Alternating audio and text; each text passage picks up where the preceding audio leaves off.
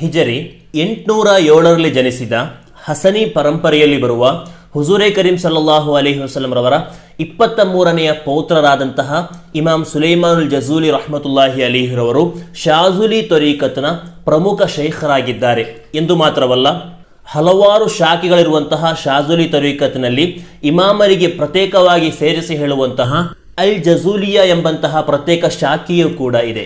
ಈ ಮಹಾತ್ಮರು ರಚಿಸಿದಂತಹ ದಲಾಯಿಲ್ ಖೈರಾತ್ ಎಂಬ ಸ್ವಲಾತಿಗೆ ಜಗತ್ತಿನೆಲ್ಲೆಡೆ ಸ್ವೀಕಾರ್ಯತೆ ಇದೆ. ಇಷ್ಟು ದೊಡ್ಡ ಸ್ವೀಕಾರ್ಯತೆಯೇ ಆ ಸ್ವಲಾತಿನ ಕಬೂಲಿಯತಿಗಿರುವಂತಹ ಸಾಕ್ಷಿಯಾಗಿದೆ.